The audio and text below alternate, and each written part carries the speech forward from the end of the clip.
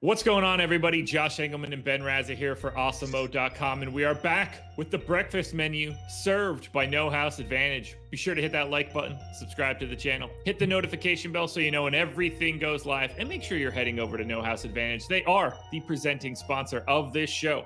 Whether it's NBA, MLB, NFL, PGA, you can enter different contests for all of those sports. But you're not worried about fantasy points. We're talking player props. And that's a lot about what we're talking about on this show. Use the promo code Awesemo when signing up. Get yourself a $20 instant match deposit bonus when you sign up. You cannot beat that free money. There was overlay last night in the big NBA contest. You combine free money with overlay, you're going to have a lot more in your bankroll. I'm pretty confident about it. Yesterday was not ideal. 1 and 2 for each of us. Not a great day out of Jay Crowder. Great day, though, out of Marcus Morris. That just didn't help us at all. No, it did not. It didn't help me in real life either because I did bet the Suns last night. Really thought they were just going to end it, and they didn't. Credit to the Clippers, as we were just talking about before the show, going small, paid dividends. Interesting series. The one positive, the breakfast menu will roll on Wednesday. We were a little worried that we wouldn't have a Western Conference Finals Game 6. We certainly will, but today we go back to the ATL, and we're gonna see the Bucks 7-point favorites. To me, was a little heavy, but I do know that obviously Atlanta is a little banged up at this point. It's starting to wear pretty thin. Yes, they are. But are we ready to start this one off? I'm ready. We're gonna bounce, but it wasn't a disaster day. I'm not concerned. 1 and 2, that's gonna happen a lot. That's not no food poisoning, no anything crisis mode just yet. But do you want to change the format, or you feel comfortable still kicking us off? I feel comfortable kicking us off. Okay. It seems like the right idea. And you mentioned Atlanta a little dinged up, and I'm going to talk a little bit about the guy that's most banged up, I guess, and that would be one Trae Young, who has a bone bruise in his ankle after rolling it on the ref's foot, which you don't see every day. One strip of bacon onto Trae Young, but I'm not worried about the injury. I'm just a little surprised on the line. Over 8.5 assists is plus 102. I have Trae Young projected for 11 assists today. Now, I get it. He's injured, but I don't think that's going to affect his facilitation as much as it's going to affect some other things in the game. He's only had 7 total assists in games 2 and 3, which isn't ideal, but he had 3 straight games to close out that Philly series of double-digit assists. I don't even need double digits. I'll happily take 9. The fact that I'm getting plus money on this was really surprising. This is one of our highest ranked bets on OddsShopper for assist props, so I'm just going to take my chances that Trae is solid enough. If Trae Young can't be out there, Milwaukee is going to absolutely wax Atlanta. They cannot compete in this game if Trae Young isn't out there for a ton of this game. So I'm going to happily go to Trae Young and cross my fingers that he's healthy enough. That's one of the things we preach a lot on the show. People should know we film this early in the morning. We don't know. Now, if news breaks that Trae Young is really injured or something like that, that's going to have a domino effect. And certainly you want to stay on top of that news. We'll have you covered leading up to lock with our various shows. But yeah, I mean, if he's out there, he has to facilitate because he controls everything. I'm going to the other side. I feel more comfortable leaning on Milwaukee because I think they're more projectable in this spot. I'm going pretty vanilla to start just to win 1 strip of bacon. PJ Tucker over 5.5 rebounds, minus 102. Simple fact, PJ Tucker is out there all the time. He doesn't need to score. He's not asked to score. He's asked to defend and grab some boards, and he does a great job of what he does. Simple as that. And he had 8 in the last game. He's always around there. It's just one of those things. I feel comfortable because there's just not a lot of variance within his game. He's just going to be on the floor a lot, regardless if they pull Lopez, and we're going to talk about that with Connaughton as well. PJ Tucker's going to be out there. He's going to be asked to defend, and he just kind of falls into rebounds. He's a pretty good rebounder, but when you're out there that much, you get him. And a minus 102, of course, I'm basically looking at this as a coin toss, and I just think if he gets out of foul trouble, which I'm not too worried about, I'll have opportunities, and I think we see a similar line to what he put up in the last game. I didn't mention it before, but if for some reason we get news during the middle of the day that Trae Young is out, just snap run to the books and try to grab all the Lou Will props you can find and just take the overs. Like that is the way that I get on the opposite side of that if this ends up going wrong. I'm happy with the PJ Tucker bet. It's one that I looked at. I generally am looking at PJ Tucker things because I feel like most people want to bet against him, and I get a lot of satisfaction out of the opposite side. I'm going to someone with slightly more basketball talent on the Bucks, and that would be Giannis Antetokounmpo. Over 50.5 points plus rebounds plus assists. That's minus 115. We got the Middleton game in game 3. He took over in the fourth quarter, went absolutely nuts. I think that Giannis is going to have a monster game here. I have him projected for 53.5 points, rebounds, and assists. So I'm getting 3 additional on top of that line. And I think the Bucks just dominate the rest of this series. And I think we're at a point where Giannis is going to be able to do whatever he wants in this game. He beat this number in game 1. He fell short in games 2 and 3, which I think is kind of interesting. But to me, it doesn't matter. I think Giannis just has a monster. And this is not the last time I'm going to say Giannis's name in this video. Ooh, interesting. Yeah, I mean, listen, when you're talking about Giannis, I'm never going to push back on that. He's not someone I really looked at. I'm still interested, and it kind of does lead me to my second pick, which again is to win 1 strip of bacon. I'm sticking with Middleton. 23.5 points, I went over. And I think it's a simple fact that Atlanta, I'm not going to say they're stubborn or they're wrong, but it seems like they've kind of said, all right, here's what we're going to do. We're going to pack it in. We're going to try to contain Giannis, particularly on the inside. And we're going to let some other things be. And when Middleton gets going, now I'm not expecting him to just go on, he was unstoppable. He was making outrageous shots. But if this game stays even moderately close, to me, more and more, when the Bucks really need it, they go to Middleton. And, the mid-range jumpers, he can do so much.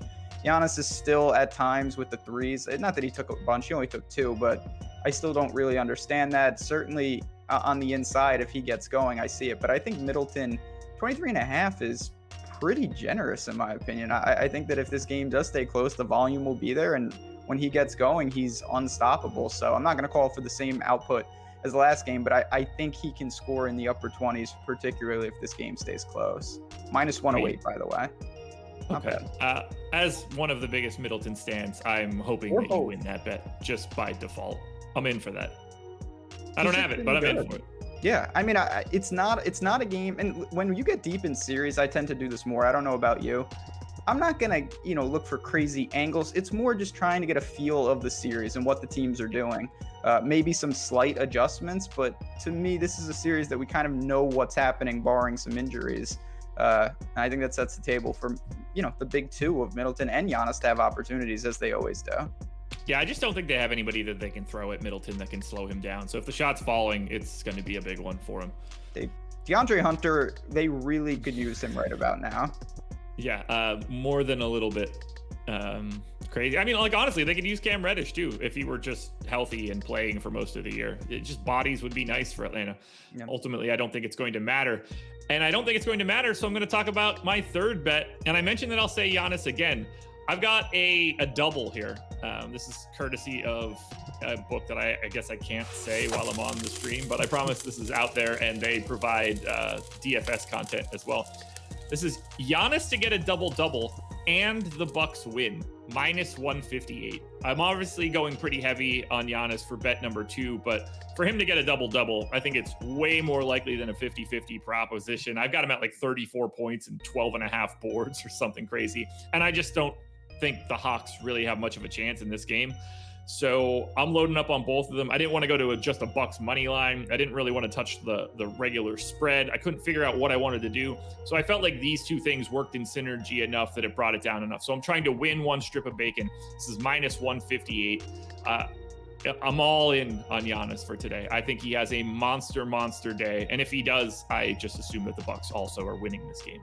Yeah, I mean, naturally, those are correlated, which is why you're still laying some juice there. But I have, again, 0 issues when you're structuring with the best player on a team that you think is going to win. I mean, if Giannis has a big game, you feel pretty comfortable. And if the Bucks lose, Giannis is much less likely to have a double-double, and you don't really care because you've already lost. My last bet, pretty standard again. It's just one of the few Hawks that's kind of just doing his part, and it's John Collins. Over 14.5 points tonight, minus 118 to win 1 strip of bacon. And again, it's just a simple fact that I think if Trae Young is limited or not, John Collins is, I think, the one guy that could really help the Hawks tonight in terms of variance. He's shown some signs. He's been great on the inside. He was 6 for 8 in the last game And to me, it's more of a volume issue. And they got to get him going a little more. You know, he's finishing the lobs, really athletic. And when the Bucks go small, I do think, you know, he's one of the guys on the inside that can cause some problems. He does shoot some threes, and I'm hoping we see a little more output from the outside. I'm not saying take, you know, 8 of them, but he was 1 of 2 in the last game. I think that John Collins has an opportunity. Maybe, you know, if Bogdanovich is awful again, if Gallo doesn't step up in a huge way, things we saw in the last game, John Collins is the one Hawk that I could see having a pretty big output tonight. So 14.5 was a number that I see mostly 15.5 out there. I'm not sure these are even going to be there by game time. So I jumped on it early in the morning here. I was looking closely at like the synergy of Collins and Capella, and I just couldn't figure out a lean of which one of those two guys I thought would take that leap today.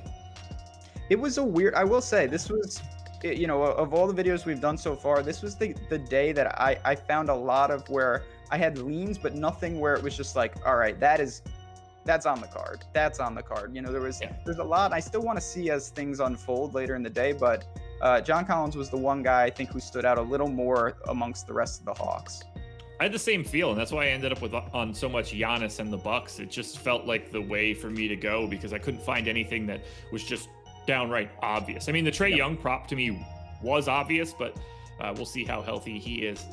That's 3 bets up, 3 bets down. I'm still a little hungry. I got a side of no house advantage for you. This is my favorite no house advantage prop for today, and to me, it's not even remotely close. We saw Bogdanovich play north of 30 minutes in this last game, and to me, that means that he can do that. So I think he's going to do it again. I've got him projected for 34 minutes, over 11.5 points plus rebounds. I have him projected for 18.5. This one's not even remotely close for me. It is the clear top option if I'm looking for a prop that's going right in the 7-point spot.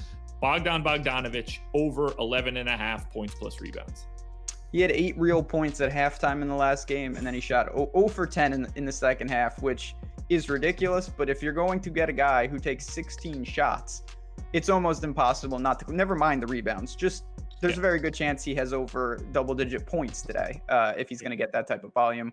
No problem with that. I'll give you a different one. That's one that I did look to. Brook Lopez under 1.5 threes.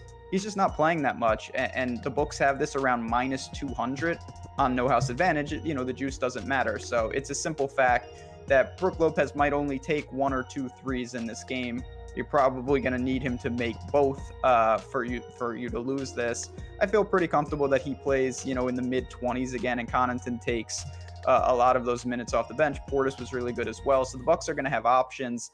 And if there's a blowout, not calling for that, but I don't think Brook Lopez will be out there late. So there's just a lot of opportunities. The volume isn't there. Under 1.5 threes when you don't have to lay the juice is a pretty easy wager. Yeah, that's massive. Comparing the no house advantage lines to the public lines, knowing how the juice is going to work in that situation is a really easy way for you to get that information. Or go to Awesemo.com, check out all of the props that exist for no house advantage. You can get our odds of them going over and under for free, along with optimal lineups. You cannot beat it. Any final thoughts before we get out of here? No, I mean, listen, we've got you guys covered for the NBA today, but it's not just there. If you're getting more into betting, PGA Contenders video will be dropping. We've got some MMA content. I know it's a little way away, but Poirier McGregor's coming out. We're going to have these type of videos for all different sports. The MLB player prop tools that the team has developed, all new features over at Awesemo. So if you're looking to do some of this, not just in the NBA, come on in, take a look at the website, check out some of the new tools, and let us know what you think. There it is. Couldn't have said it better myself. That is another breakfast menu in the books. We will be back again tomorrow morning for another breakfast menu. Good luck tonight, everybody. Thank you, No House Advantage. We're out of here. This is my reaction shot. Just there it is, right there. That's gonna be the good one. That the head. That's rub. genuine too, from the fucking pain, and it's 90 degrees. Literally, you got to be 90 degrees in this apartment.